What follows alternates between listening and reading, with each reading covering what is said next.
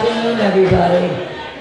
I want to thank you for being here and helping us celebrate my husband's life. As all of you know, you've known him for a long time. He was hard to describe in many ways. Very complex, very difficult at times, also very loving. I mean, he had broad range. You know, it just depends on his mood at the time. But as you all know, but we loved him very much, and he was an extraordinary man, and we are here to celebrate his life.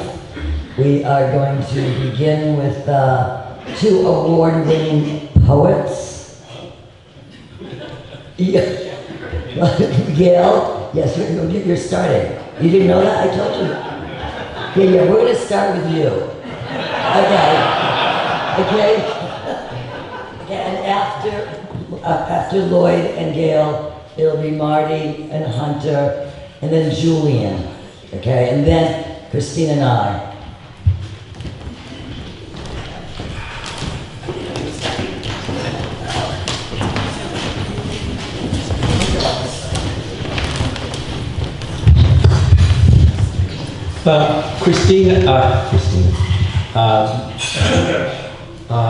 When Maria asked me and Gail to read some poetry this afternoon, we couldn't think of what we could read that was really appropriate for Stephen.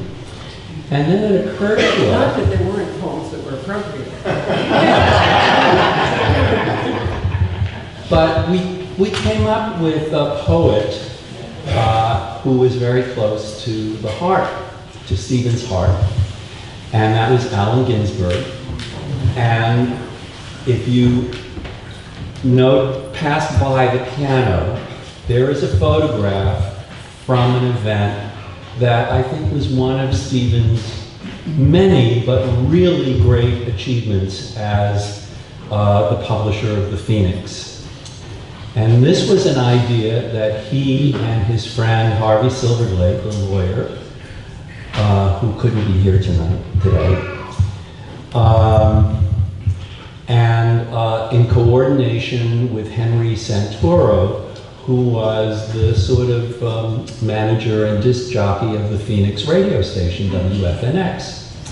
And that would be to challenge the FCC ruling against using certain words during prime time.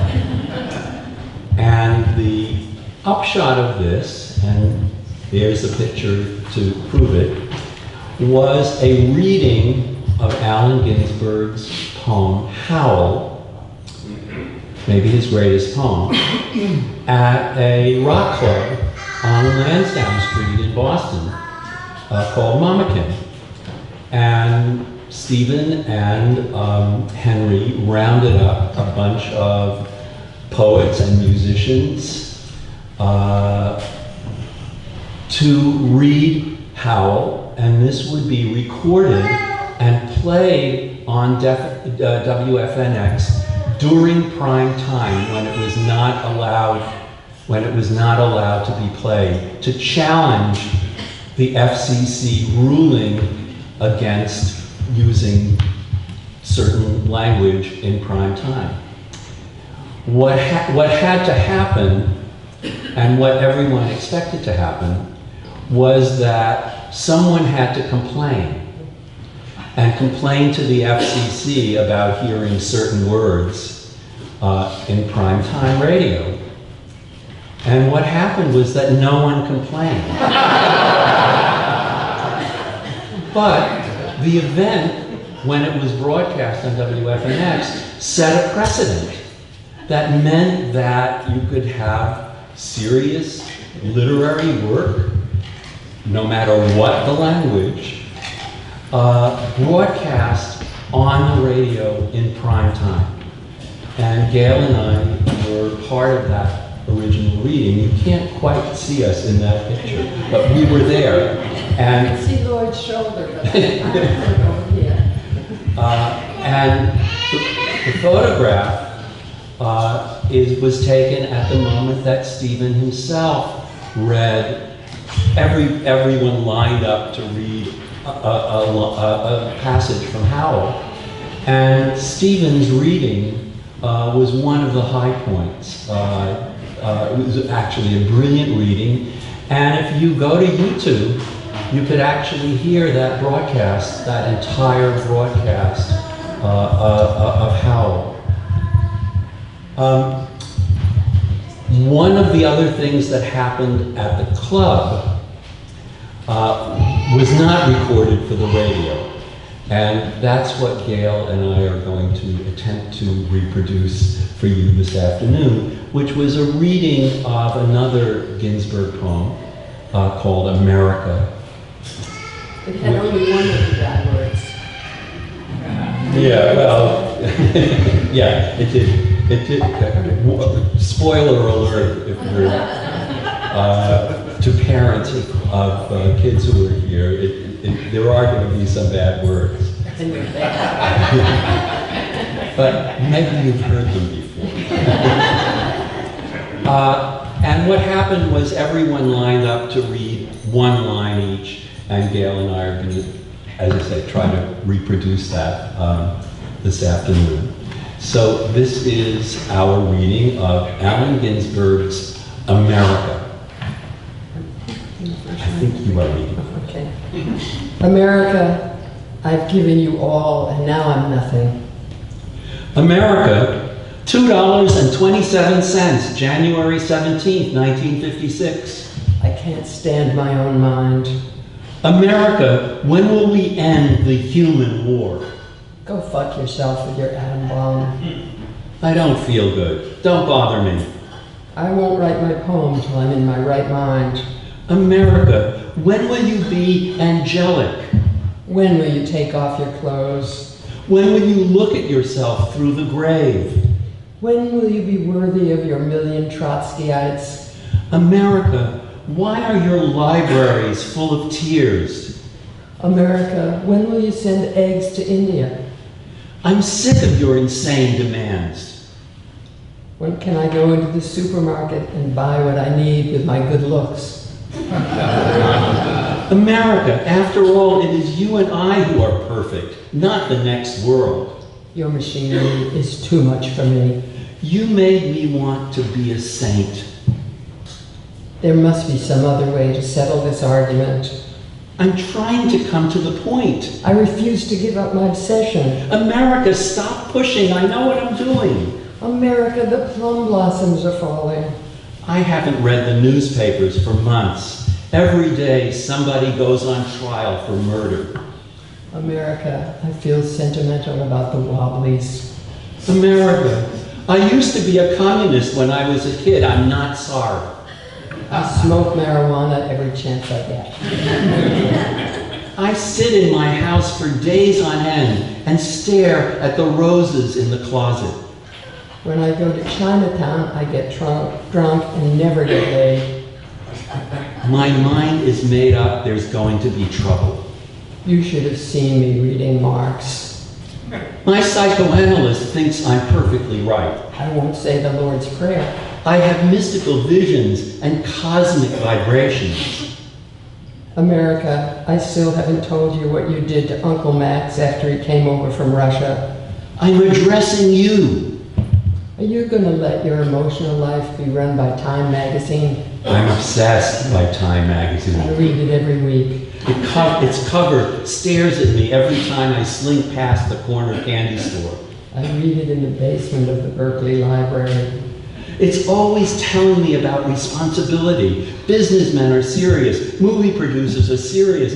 Everybody's serious but me. It occurs to me that I am America. I am talking to myself again.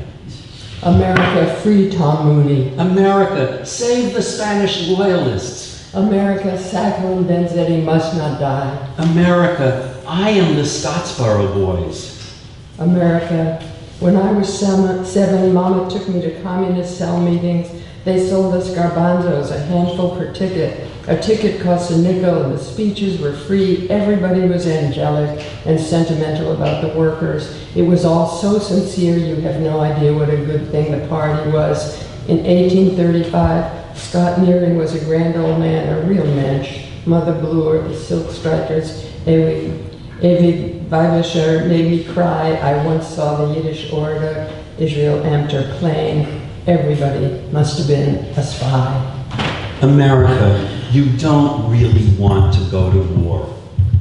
America, it's them bad Russians. Them Russians and them Chinamen and them Russians. The Russia wants to eat us alive. The Russia's power mad. She wants to take our cars from out our garages. Her wants to grab Chicago. Her needs a read Reader's Digest. Her wants our auto plants in Siberia. Him big bureaucracy running our filling stations. America, this is quite serious. America, this is the impression I get from looking in the television set. America, is this correct? I better get right down to the job. It's true. I don't want to join the army or turn lathes in precision parts factories. I'm nearsighted and psychopathic anyway.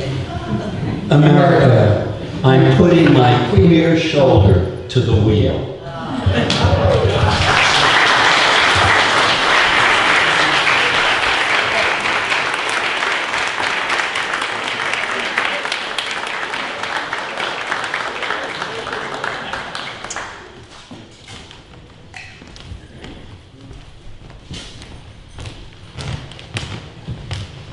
How the heck do you follow that? I'm Alex, and I don't know if Julian Sears here. Yes. Okay, I'm going to refer to something that he's going to be talking about. But on Wednesday, July 25th, on the motion of our State Senator Julian Sears, the Senate of the Commonwealth of Massachusetts adjourned in the memory of Stephen Mindich. In doing so, the Senate noted that Stephen's contributions to journalism, the arts, and to social justice are reminders to us all of the importance of living an impactful and full life. I'd add, to put it mildly. There's a journalist tradition of putting 30 at the end of a filed story to indicate that's all, the end. Almost 4 months ago, Stephen, a feisty giant in the world of journalism, filed his 30. It's almost inconceivable that he's gone. It's hard to imagine our present or future without his gravelly voice, nudging us to honestly be our better selves. Or, in the words of his beloved Jiminy Cricket, to always let your conscience be your guide. Stephen changed journalism. As owner and publisher of the Boston Phoenix, he took the concept of alternate newspaper and turned it into the soul of a city. He was proud of the success of writers who got their start at the Phoenix, and he took great delight in the stack of awards that the Phoenix received each year at the annual New England Press Association event. We did have kind of an informal contest on the number each year, which in truth the Phoenix usually won. Stephen was greatly honored 2 years ago when he was inducted into the New England Newspaper Hall of Fame for having shaped the course of New England media, culture, politics, and civic life. And indeed, that is exactly what he did. The very cultural essence of Boston is different because of his vision. Those of us in Provincetown were handed a great gift when Stephen discovered how much he loved this town, along with the many organizations that are big parts of its cultural heritage. He spent many years as a dedicated board member of Work Center. He helped found both the Provincetown Film Festival and the Tennessee Williams Festival, and he helped rebuild the Provincetown Theater. He was a fixture at local fundraisers and auctions where we would avidly bid against each other, and sometimes let someone else win. He and Maria also helped the Work Center by arranging trips to Cuba, where we met wonderful Cuban artists and got to know Stephen as Senor Lopez.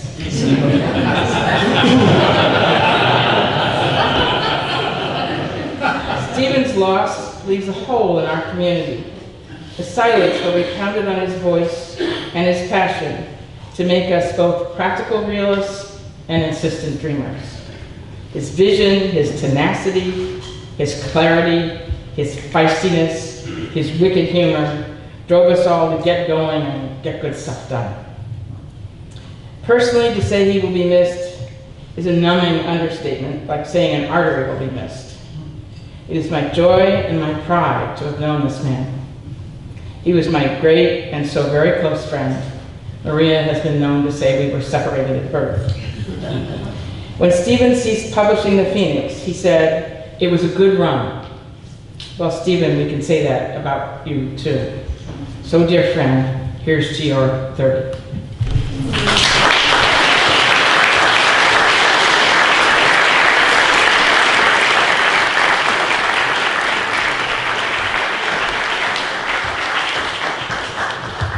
Good afternoon, everyone. I'm Hunter Ohanian. I've known Stephen for more than 30 years. We met at an art auction at the Art Institute of Boston, and he was on the other side of a pillar bidding against me on a Sam Earl construction. I asked a friend, who was that guy with the ponytail bidding against me? I learned it was Stephen Mindich, the owner of the Boston Phoenix. I put my paddle down. Stephen and I became friends shortly thereafter.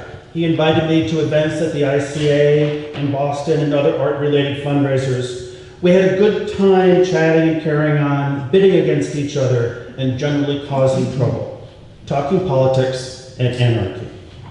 I admired his willingness to fight for fairness and equality.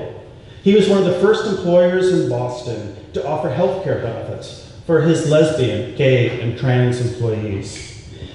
He won my respect for launching the popular gay-centric publication, 1 in 10. Shortly after Jeffrey and I moved to Provincetown full-time, two mutual friends, Donald Winter and Richard DiFramarullo, invited Stephen and Maria to stay with them at their home on Commercial Street. For those of you who remember Donald and Richard, they enjoyed giving parties and had a coterie of visitors coming and going. Not long thereafter, Stephen and Maria bought a home in the East End. It made perfect sense for them to settle in a community so known for its embracing attitudes. They found lots to do here. Stephen would occasionally golf in Truro or Wellfleet and tool around in the harbor in his boat. Maria went to yoga classes and writing workshops at the Fine Arts Work Center. They had many friends and family that visit them here in Provincetown. Soon we were all spending a lot of time together. We traveled to Cuba multiple times. Those trips were a lot of fun. It seemed inevitable that Stephen would get involved in art and the nonprofit world here in Provincetown. Mike Mazur and I roped him into being on the board of the Work Center. The only thing that Stephen asked was that we didn't make him spend all weekend going to meetings. Well, we did the best we could. You know how it goes. At the Work Center, Stephen was a devoted trustee, never missing a meeting and always coming prepared. He was a leader in our campaign to renovate the Pearl Street campus. Stephen liked to know the details of every program. He loved meeting the fellows and learning about their journeys as emerging artists and writers, having spent a professional lifetime supporting writers through the Phoenix and other endeavors. He was moved by the work of the writing fellows. He played a leadership role in the Work Center's marketing efforts and its searches for new leadership. And as Alex mentioned, it was no surprise he was a great bidder at the flock auction. We could always count on Stephen and Maria to walk away with one of the largest troves of the evening. They built an extraordinary collection in their home here in Provincetown and in Newton. From mid-20th century paintings to contemporary makers, Stephen had an astute eye which never failed to hit its target. There was a time, too, when Stephen led a valiant fight to stand up for what was right and just. More than anyone I have known, Stephen was willing to defend our rights to be who we are and our desire to express ourselves. I will always be grateful to Stephen for that. There's a group of us here in Provincetown, 4 couples. One in each of us have a June birthday. The 8 of us would get together each year and exchange birthday cards, and everyone would bring something to eat. Stephen and Maria always hosted the event at their home. There would be lots of laughs, pork and rice, salmon, and homemade cupcakes. What I remember the most about those dinners was Stephen's warmth and his charm surrounded by a table of close friends. He would write long, personal, detailed, heartfelt messages to each of us every year in the card that he prepared. Those notes revealed what he thought about us individually and personally. They were very touching. These friendships and relationships are what make our respective journeys worthwhile. It's not about what we own or the privilege we have. It is about connecting with others, with a shared perspective toward generosity and friendship. This is what I value in Stephen. He did his best to support all of those around him. I shall miss his laugh and his thoughtfulness, but I'm honored I got to call him a friend.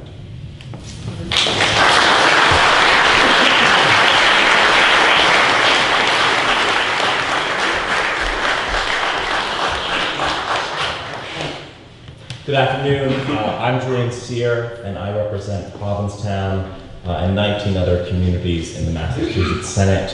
And the Massachusetts legislature, as a tidbit of, I guess, government trivia, we are the oldest continually serving legislative body in the world, or one of them. The Brits, thankfully for us, had a few civil wars and allowed us to take that title. And so everything that we do goes into a record. And one of the tremendous privileges that we're able to set aside for truly noteworthy constituents and residents of the Commonwealth, people who've made an impact in the Commonwealth, is to read an adjournment order, which goes into the record of the Senate and lives with the Senate as part of, now going on 400 plus years that we have here of self-governments in Massachusetts. So I'd like to read, Maria's asked me to read the adjournment order, and this was on Wednesday, July 25th. The Senator from the Cape and Islands, Mr. Sear, and the Senator from Middlesex and Norfolk, Ms. Cream, move that when the Senate adjourn today, it do so in the memory of Stephen Mindich of Newton and Provincetown. Mr. Mindich was a cultural icon whose contributions to our Commonwealth through journalism, social advocacy, and the arts are innumerable. After a 4-year battle with pancreatic cancer, Mr. Mindich passed away on May 23rd, 2018, at the age of 74. The son of a Ukrainian migrant, Stephen was born and raised in New York City, where he worked in his father's dry cleaning business before pursuing a degree from Boston University School of Theater and the College of Communications. Soon after graduating, Stephen pursued a career in journalism and would eventually become a pioneer in Boston's alternative news media. He began as the first ever arts and entertainment critic at WBOR-FM, and then went on to contribute to Boston After Dark, a small but poignant weekly publication. By 1972, he bought Boston After Dark and then the Cambridge Phoenix. He opted to merge the two publications, creating the Boston Phoenix, an alternative news source that he published that pushed the boundaries of entertainment, social, and political coverage. A number of talented journalists jump-started their careers writing for the Boston Phoenix, and the publication won many awards, including a Pulitzer Prize over the years. Just 2 years ago, Stephen Mindich was inducted into the New England Newspaper Hall of Fame for having shaped, quote, the course of the New England media, culture, politics, and civil life, end quote. A resident of both Newton and Provincetown, Mr. Mindich also had a tremendous impact on the outer Cape Cod community. Working with a group that shared his passion for the arts, Mr. Mindich co-founded the Provincetown International Film Festival, which is run successfully to this day and promotes Stephen's spirit of introducing the world to talented artists who compel us to think thoughtfully about social and political work. He also supported the arts through his contributions to the Provincetown Fine Arts Work Center, where he was a board member who played a pivotal role in revitalizing the center's facility and forging its connection with Cuban artists. Stephen loved Provincetown and everything it represented as a community that celebrates the arts through truth, openness, and love. He did everything in his power to make sure the arts flourished in this cultural center of our Commonwealth. Stephen Mindich is survived by his wife, the Honorable Maria Lopez, his son Bradley Mindich, brother Bruce Mindich, 2 grandsons, 2 stepsons, and 3 grandchildren. May we take the time today to reflect on the remarkable life of Stephen Mindich, whose contributions to journalism, the arts, and to social justice will remain as reminders to us all of the importance of living an impactful and full life. Accordingly, and as a mark of respect in the memory of Stephen Mindich, at 12 minutes past 10 o'clock p.m., on the motion of Mr. Rush, the Senate adjourned to meet again on Thursday next at 1 o'clock p.m. Thank you.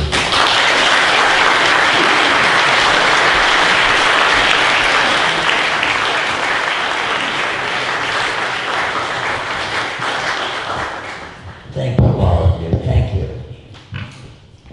This is well, you've heard about how much Stephen loved art, and yes, we have a huge art collection, and we had decided after he was diagnosed, that some of it would be donated in his memory, and we decided that this Hans Hoffman that we had in Newton was going to go to the Provincetown Art Museum and Association. And I am here with Christine McCarthy, who is the director here. I'm not the caterer. No, even though she was helping Liz out. To present the Hans Hoffman in Stephen's memory. I want to say a few words about Hans Hoffman.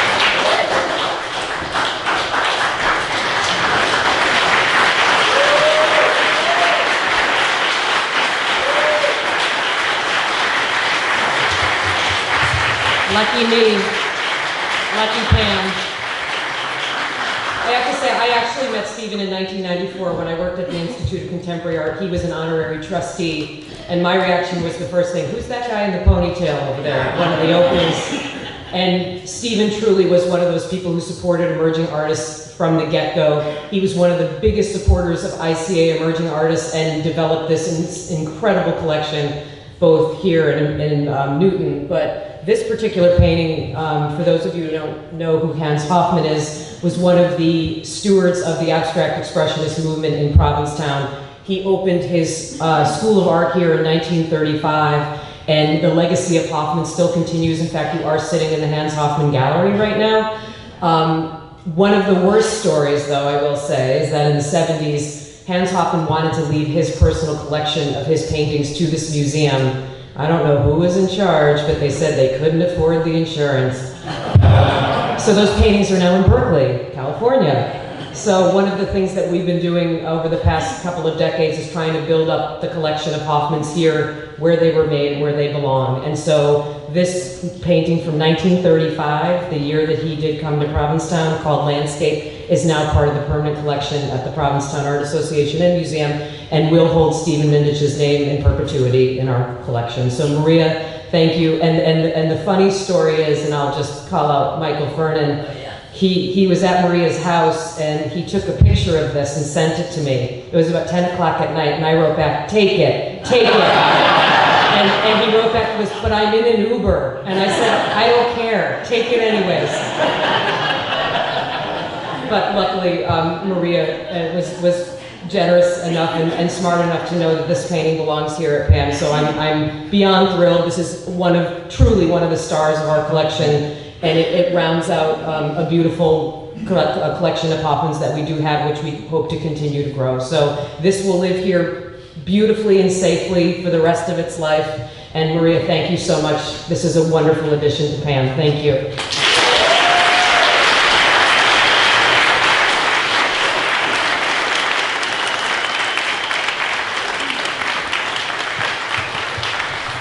All right, I think this is the conclusion of our program here.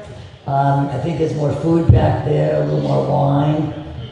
And Neil Leonard, my saxophone player, a Berkeley School of Music professor, will play again, because he did it at the cemetery. I did did it my way in his honor.